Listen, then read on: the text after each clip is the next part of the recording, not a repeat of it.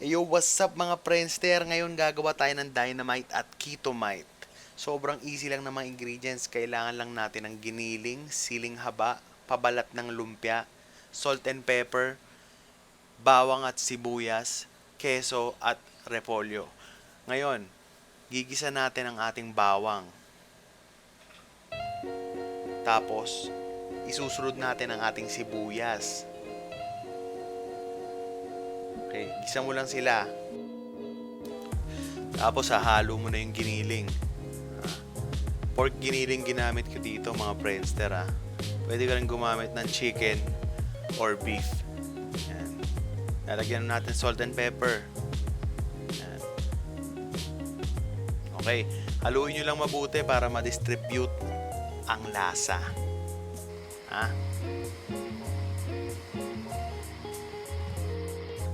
Sarap pakinggan. Ngayon, yung siling haba, ihiwain natin ganyan. Ngayon, mga Friendster, dahan-dahan lang sa pagbulatlat nito, okay? Kasi baka mapunit. Dahan-dahanin mo lang. Yan, tanggalin mo ang buto. Yan. Easy. Easy, easy. Okay. Yan, simutin mo lang. Ngayon mga Friendster, bubuhusan lang natin ng mainit na tubig ang repolyo. Mga takawarens lang na segundo to, para lang lumambot siya. Okay? Kasi gagamitin ko sa KETOmite Yan. Habang nakababad siya, sample na natin ng Dynamite. Yan, keso. Yan, giniling. Siksik mo lang siya dyan. Dapat lahat may giniling para yung unang kagat mo may giniling agad. Tapos i-roll mo na. Yan. Huwag kalimutang basain para dumikit. Okay. Yan. One more time.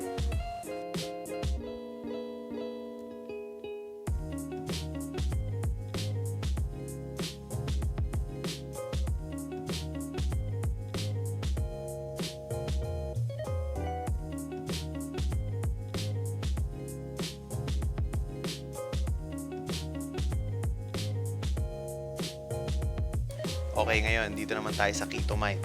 Yan, ganun lang. Same process lang. Keso, giniling. Yan, isiksik mo lang. Pero dahan-dahan. Huwag masyadong bulat-latin yan. Okay. Yan. Okay. Yan.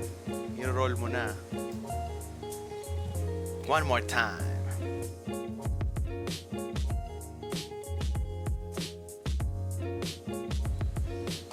Okay, ngayon, nagpainit lang ako ng mantika, tapos isasalang natin ang ating KETOmite.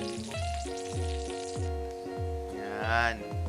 Ngayon, mga Friendster, ito kahit hindi naman talaga magkakulay ito, kahit naman hindi siya maging sobrang golden brown, di ba? Basta maluto lang ng konti. Yan, babaliktarin mo lang. Tapos, tik-tik mo lang ng konti.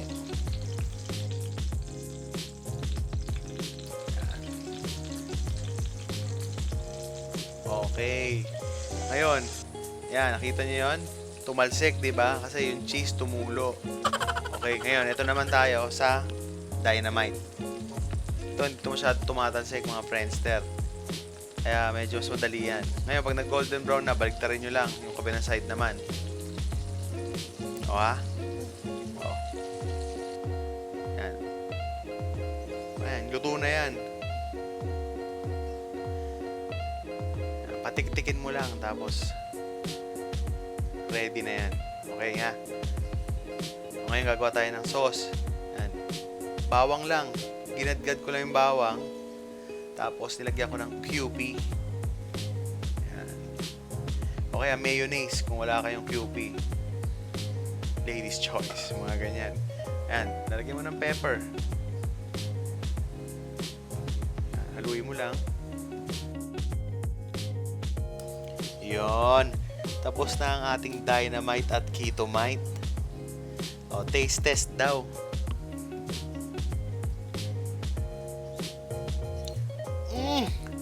sarap! Kaya mga Friendster, huwag niyo kakalimutan mag-like at subscribe, okay? Hanggang sa muli! Paalam!